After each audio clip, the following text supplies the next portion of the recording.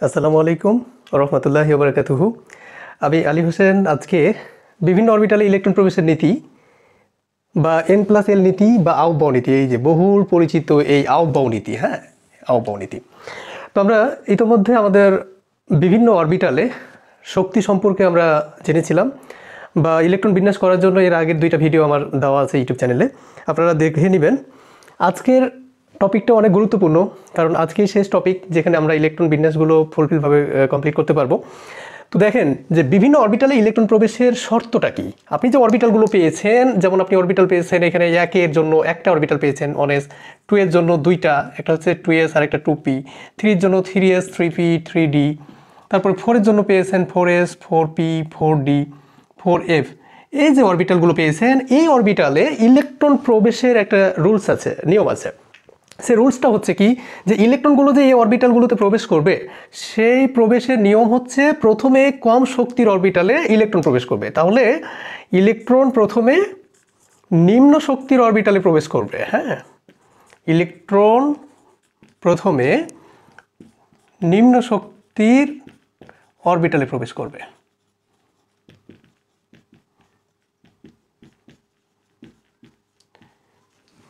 অরবিটালে প্রবেশ করে। এখন বিষয়টা হচ্ছে এই যে অরবিটালগুলো আছে, এই অরবিটালের শক্তি নির্ণয় প্রথমে করতে হবে, তারপরে আপনি এই অরবিটালগুলোতে ইলেকট্রন বিন্যাস করবেন বা ইলেকট্রন প্রবেশ করাবেন। এখন বিষয়টা হচ্ছে ইলেকট্রন কি হচ্ছে, প্রথমে নিম্ন শক্তির অরবিটালে প্রবেশ করবে, তারপরে পর্যায়ক্রমে উচ্চ শক্তির অরবিটালে প্রবেশ করবে। তো এই কথাটাই এই যে আউটবাউ, যেটা এই আউটবাউ এইটা মেনলি একটা জার্মান ভাষার শব্দ, AUFBAU। এই যে আউটবাউ, এইটা মূলত একটা জার্মান ভাষার শব্দ। এই জার্মান ভাষার শব্দের একটা শাব্দিক অর্থ আছে, জার্মান শব্দ, যেটার অর্থ হচ্ছে বিল্ট আপ, মানে হচ্ছে যে নিম্ন থেকে ক্রমশ ওপরের দিকে। তার মানে প্রথমে নিম্ন শক্তির অরবিটালে আপনি ইলেকট্রনকে প্রবেশ করাবেন, পরে উচ্চ শক্তির অরবিটালে প্রবেশ করাবেন, ব্যাস। তাহলে আমরা বুঝতেই পারছি যে ইলেকট্রন বিন্যাস করতে গেলে আমাদের অরবিটালের শক্তি নির্ণয় প্রয়োজন। তো অরবিটালের শক্তি নির্ণয় আমরা ইতিমধ্যে জেনে ফেলেছি যে অরবিটালের n+l এর মান বেশি, সেই অরবিটাল বেশি শক্তি সম্পন্ন, আর যার n+l এর মান কম, সেই অরবিটাল কম শক্তি সম্পন্ন। এখন বিষয়টা হচ্ছে যে আপনাকে এইভাবে প্রত্যেকটা অরবিটালের n+l এর মান বের করে তারপরে শক্তি নির্ণয় করতে হবে। তো আমরা একটু দেখি যে এখানে n+l এর মান বের করে কোন অরবিটালগুলোতে আগে ইলেকট্রন প্রবেশ করবে আমরা একটু দেখার চেষ্টা করব। এখানে দেখেন n+l এর মান বের করবেন। আর একটু দেখাই যে এখানে আপনার যে অরবিটালগুলো আছে s, p, d, f, এগুলোর ক্ষেত্রে l এর মান দেখেন, l এর মান হচ্ছে s এর ক্ষেত্রে 0, p এর ক্ষেত্রে 1, d এর ক্ষেত্রে 2, f এর ক্ষেত্রে 3। এগুলো আমরা জানি বা ইতিমধ্যে জেনে ফেলেছি। এখানে দেখেন আমার এই যে অরবিটালের সামনে যে সংখ্যাগুলো আছে সেগুলো মূলত হচ্ছে n এর মান। তো এখানে 1 + 0 = 1, এখানে 2 + s এর ক্ষেত্রে l এর মান 0 = 2, 2 + p এর ক্ষেত্রে l এর মান হচ্ছে 1 = হচ্ছে 3, এইখানে দেখেন 3 + 0 = হচ্ছে 3, এইখানে 3 + 1 = হচ্ছে 4, এইখানে 3 + d এর ক্ষেত্রে l এর মান দেখেন এই যে 2, তার মানে এখানে 2, তার মানে 3 আর 2 5, এখানে দেখেন 4 + s এর ক্ষেত্রে l এর মান 0, 4, 4p এর ক্ষেত্রে 4 + p এর ক্ষেত্রে l এর মান হচ্ছে 1, তাহলে এখানে 5, 4 + d এর ক্ষেত্রে l এর মান হচ্ছে 2, 6, 4 + f এর ক্ষেত্রে 3, 7। এই তো আমরা যে অরবিটালগুলো লিখেছি, এই অরবিটালের শক্তি কিন্তু আমরা পেয়ে গেছি। তাহলে এখানে দেখেন সবচাইতে নিম্ন মান কোনটা, n+l এর মান নিম্ন কোনটা, এই 1, তাই না? তার মানে প্রথমে প্রায়োরিটি পাচ্ছে কি এই 1s অরবিটাল। ওকে, তার মানে আপনার যত ইলেকট্রন থাকুক, আপনি প্রথম যে ইলেকট্রন দিবেন সেইটা দিবেন এই যে s অরবিটালে। এইবার তারপরে কি আছে 2, তারপরে আপনি দিবেন এই যে 2 মান, এই যে 2 মানের জন্য 2s। এখন বিষয়টা হচ্ছে এই যে 3 মান, অর্থাৎ n+l এর মান 3 যে এসেছে, এই দুইটা জায়গায় 3 এসছে, একটা হচ্ছে 2p এর জায়গা আর একটা হচ্ছে 3s এর জায়গা। এখন এইখানে লাগলো দ্বন্দ্ব যে n+l এর মান তো একই হয়ে গেছে, এখন আপনি কোনটাতে আগে ইলেকট্রন প্রবেশ করাবেন, 2p তে দিবেন নাকি 3s এ দিবেন? তো এটার জন্য মনে রাখবেন যে 2p আর 3s এই দুইটার ভেতরে p এর সামনে দেখেন তো n এর মান দেখেন, 2p এর ক্ষেত্রে n এর মান কত, 2 এটার ক্ষেত্রে, আর এইটার ক্ষেত্রে n এর মান কত, 3। তো আগে কোন সংখ্যা, আগের সংখ্যা হচ্ছে 2, তারপর হচ্ছে 3। তাহলে যেটা n এর মান আগে আছে সেইটাতে আগে ইলেকট্রন প্রবেশ করবে। এক কথায় আপনি যদি সিঁড়ির সাথে তুলনা করেন তাহলে দেখেন এইভাবে আপনি 3টা সিঁড়ি লিখেন, তারপরে প্রথমে আপনি 2 নাম্বার সিঁড়িতে পা দেবেন, তারপরে যাবেন কোথায় 3 নাম্বার সিঁড়িতে। যখন শক্তি একই হবে তখন আপনি দেখবেন যে যেইটা অরবিট বা নিম্ন কক্ষপথ সেইটাতে আগে ইলেকট্রন যাবে। তার মানে 2p এবং 3s এর মধ্যে কোনটাতে আগে ইলেকট্রন যাবে? 2p-তে আগে ইলেকট্রন যাবে, তারপরে 3s-এ যাবে। ওকে, তাহলে এই দুইটা আমরা সাজিয়ে নিলাম। তারপরে দেখেন এখানে 3p এর মান 4, 4s এর মান 4, আর কোথায় 4 আছে? আর এখানে 4 নাই। ওকে, তাহলে এই দুইটার মান আমরা 4 পেয়েছি। 3p এর মান 4, আর কোথাও 4, 4s এর মান 4। ওকে, তাহলে এই দুইটা জায়গায় আমরা যে 4 পেয়েছি, এখন দেখেন তো এই 3p আর 4s এই দুইটার ক্ষেত্রে কোনটাতে আগে দিবেন ইলেকট্রন প্রবেশ করাবেন? এখানে এর মান কত? 3, এটাতে এর মান কত? 4। তাহলে 3 যেহেতু 3 নম্বর কক্ষপথ বোঝাচ্ছে, 3 নম্বর কক্ষপথের পর 4 নম্বর কক্ষপথ, এই জন্য আপনি 3p-তে আগে ইলেকট্রন দিবেন, তারপরে 4s-এ দিবেন। তারপরে দেখেন 5, এই যে 3d অরবিটালের ক্ষেত্রে n+l এর মান 5, 4p-র ক্ষেত্রে 5, আরেকটা আছে দেখেন এই যে 5s, 5s এর ক্ষেত্রে দেখেন 5 + 0 = কত? 5। তার মানে এখানে 5s এর ক্ষেত্রেও 5 আছে। তার মানে আপনার বিতর্ক হয়ে গেল এখানে 3টি অরবিটালের ক্ষেত্রে। একটা হলো কি 4p, তারপরে হচ্ছে আপনার 3d, প্রথমে হচ্ছে 3d, তারপরে 4p, তারপরে হচ্ছে 5s। এই 3টি অরবিটালেরই n+l এর মান হচ্ছে কত? এটারও 5, এটারও 5, এটারও 5, তিনটারই 5। এখন আপনি প্রথমে কোনটাতে ইলেকট্রন প্রবেশ করাবেন? তাহলে এখানে দেখেন n এর মান হচ্ছে কত? 3, তার মানে এটা 3 নম্বর কক্ষপথ। এখানে দেখেন n এর মান কত? 4, তার মানে এটা হচ্ছে 4 নম্বর কক্ষপথ। এর ক্ষেত্রে n এর মান হচ্ছে 5, তার মানে এটা হচ্ছে কত কক্ষপথ? 5 নম্বর কক্ষপথ। তাহলে যেহেতু 3 নম্বর কক্ষপথ আগে আছে, এই জন্য আপনি কি করবেন? 3d-তে প্রথমে ইলেকট্রন দিবেন, তারপরে 4p, তারপরে 5s। এইভাবে আপনি মূলত ইলেকট্রনগুলোকে এই অরবিটালের শক্তির উচ্চ ক্রম অনুসারে প্রবেশ করবেন। উচ্চ ক্রম অনুসারে মানে প্রথমে নিম্ন শক্তির অরবিটালে প্রবেশ করিয়ে তারপরে পর্যায়ক্রমে উচ্চ শক্তির অরবিটালে প্রবেশ করাবেন। ওকে, তাহলে আমাদের ইলেকট্রন বিন্যাসগুলো আমরা সম্পূর্ণ পেরে যাব। তবে আপনাদের সুবিধার জন্য আমরা একটা টেকনিক অনুসারে এই অরবিটালগুলোকে আমরা সাজিয়ে মুখস্থ করে নিতে পারবো। তো টেকনিকটা আমি দেখাই যে কিভাবে আপনারা এভাবে n+l এর মান বের করে করে অরবিটালগুলোকে সাজাতে পারবেন। তো সেটা সময় সাপেক্ষ ব্যাপার, অর্থাৎ পরীক্ষার কেন্দ্রে গিয়ে এভাবে প্রত্যেকটা n+l এর মান বের করে আবার সাজিয়ে তারপর ইলেকট্রন বিন্যাস করবেন, এটা তো সময় সাপেক্ষ ব্যাপার। সেই জন্য আপনাকে কী করতে হবে? এইটার পাশাপাশি আপনি জেনে রাখলেন যে এভাবে n+l এর মান বের করে আমাকে এই অরবিটালগুলোকে সাজিয়ে রাখতে হবে। সেই ক্ষেত্রে দেখেন যখন আপনি ইলেকট্রন বিন্যাস করবেন, এই যে পটাশিয়ামের ইলেকট্রন, ধরেন কি যে পটাশিয়ামের কত আছে? এই যে 19।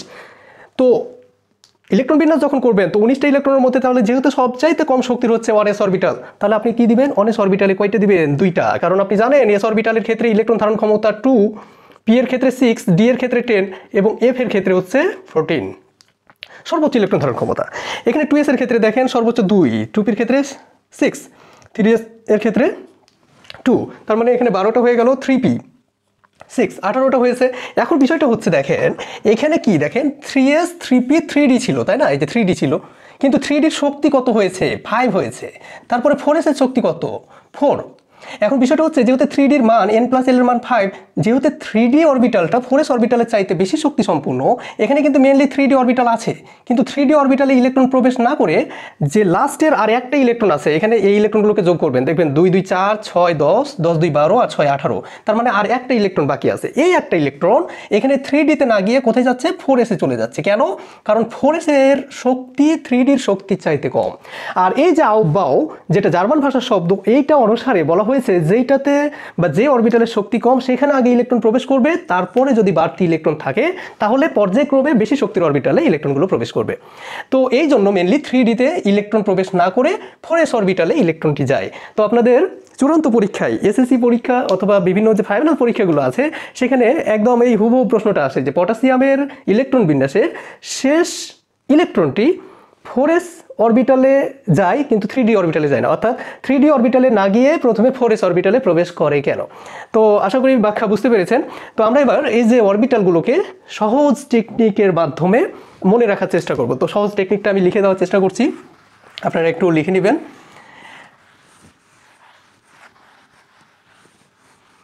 যেহেতু পর্যায় সারণীর মূল ভিত্তি হচ্ছে ইলেকট্রন বিন্যাস, তো আমি শিক্ষার্থীদের বলবো যে অবশ্যই আপনারা পর্যায় সারণীর মূল ভিত্তির যে ইলেকট্রন বিন্যাস, এই ইলেকট্রন বিন্যাসকে ভালোভাবে আয়ত্ত করবেন। কারণ এটার সাহায্যে আপনারা অনেক কিছু ভৌত বা রাসায়নিক ধর্মগুলো ব্যাখ্যা করতে পারবেন। তো টেকনিকটা দেখেন, হ্যাঁ, এই যে টেকনিক, কিসের টেকনিক? এই টেকনিকটা হচ্ছে এই যে বিভিন্ন অরবিটালের শক্তির যে উচ্চক্রম অনুসারে, শক্তির উচ্চক্রম অনুসারে যে সাজিয়ে রাখবো, এই সাজিয়ে রাখার একটা টেকনিক। আপনি মনে রাখবেন এসএস, তারপর পিএস পিএস, দুইটা পিএস, হ্যাঁ, এসএস পিএস পিএস, তারপরে দুটা ডিপিএস খুলবেন, ডিপিএস ডিপিএস, তারপরে একটা হচ্ছে এফ ডিপিএস, দুইটা হচ্ছে F DPS, F DPS F DPS. Okay, এইভাবে আপনারা সহজ টেকনিক অনুসারে মনে রাখতে পারেন কি SS PS PS, DPS DPS, F DPS F DPS.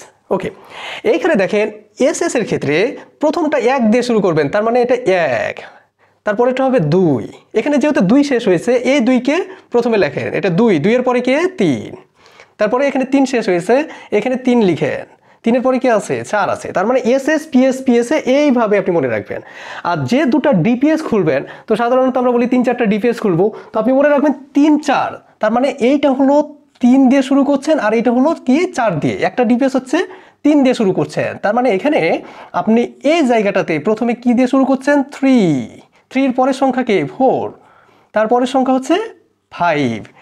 আর এখানে এই যে 4টার ক্ষেত্রে যেটা বলছি সেইটা হলো কি এখানে 4 দিয়ে শুরু করবেন, তাহলে 4 এটা, তারপরে এটা হচ্ছে 5, তারপরে এটা 6, তাহলে ডিপিএস খুললেন কয়টা 3-4টা ডিপিএস খুললেন।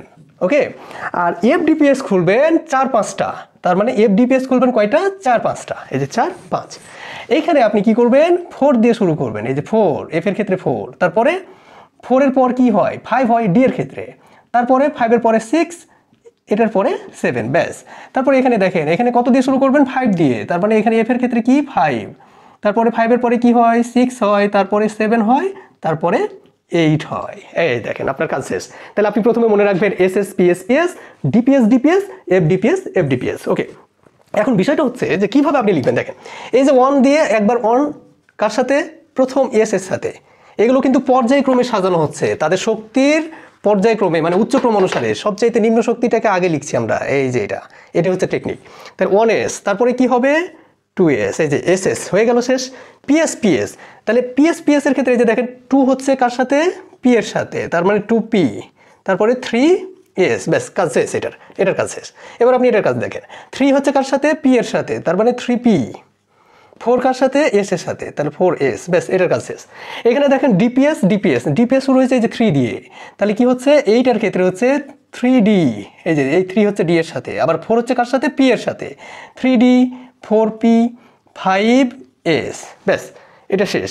এই যে এখান থেকে এইটুকু ডিপিএস, এখান থেকে পিএস, এটা হলো পিএস, তারপরে এখানে আরেকটা ডিপিএস, তো ডিপিএস এর ক্ষেত্রে 4d 5p 6s, ব্যাস আরেকটা ডিপিএস শেষ। এবার এফ ডিপিএস এর ক্ষেত্রে দেখেন 4f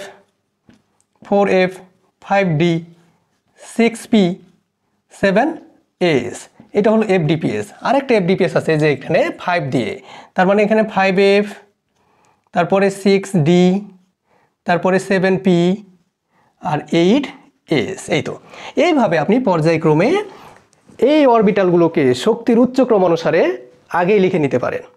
এখন আপনি যদি ওই যে n+l রুলসটা এখানে ফলো করেন, তাহলে দেখবেন যে সবাইকে কিন্তু তার শক্তির উচ্চক্রম অনুসারে সাজানো হয়েছে।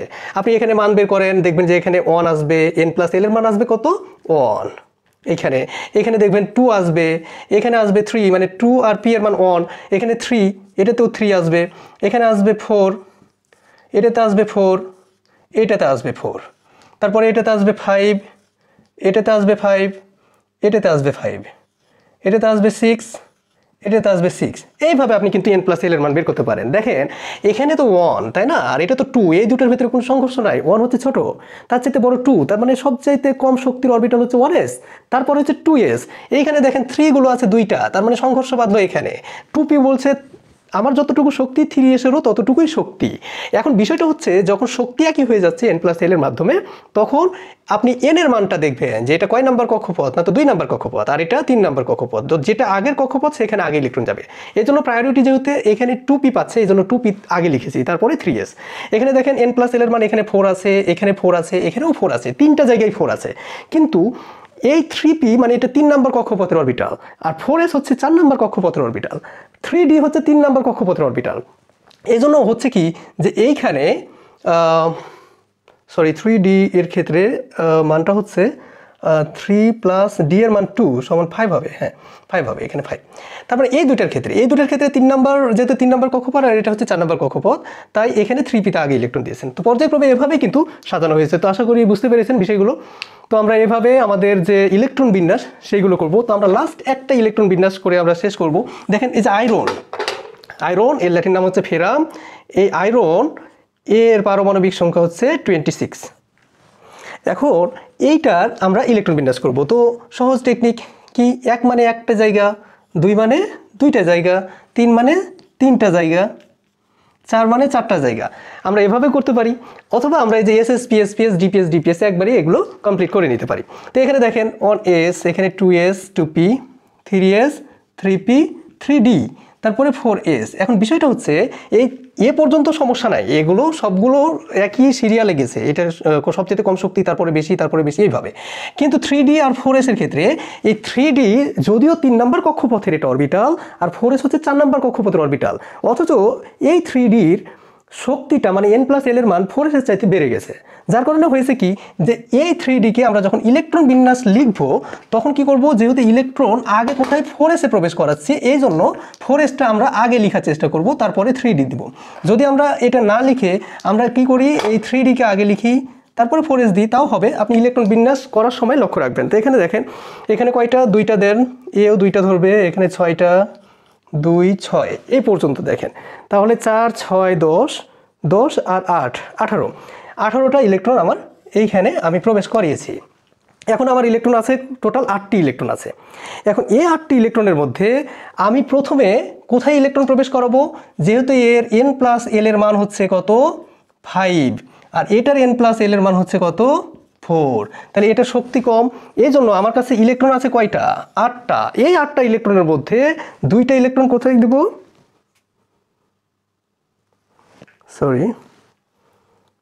2 2 4 10 12 18, হ্যাঁ 2টা ইলেকট্রন কোথায় দিব, এই নিম্ন শক্তির অরবিটালে দিব। তাহলে 2টা যদি এখানে দিয়ে দিই, আর থাকলো কয়টা, 6টা, এই 6টা আবার তখন এই 3d তে দিব। ওকে, তো আমরা প্রথমে 4s এ ইলেকট্রন প্রবেশ করাবো, করার পর যে কয়টা ইলেকট্রন বাকি থাকবে, এখানে 8টার মধ্যে 2টা প্রবেশ করিয়েছি, তার মানে আরও বাকি আছে 6টা, এই 6টা ইলেকট্রন তারপরে কোথায় দিব, এই 3d তে দিব। তো আশা করি ইলেকট্রন বিন্যাস বুঝতে পেরেছেন। আমরা নেক্সট ক্লাসে আর 2টি ব্যতিক্রমধর্মী ইলেকট্রন বিন্যাস আছে, একটা হচ্ছে কপারের ইলেকট্রন আর একটা হচ্ছে ক্রোমিয়ামের। তো ইনশাল্লাহ আমরা সেই ইলেকট্রন বিন্যাস করার চেষ্টা করব। তো ভালো থাকবেন, সুস্থ থাকবেন। আসসালামু আলাইকুম ওয়া রাহমাতুল্লাহি ওয়া বারাকাতুহু।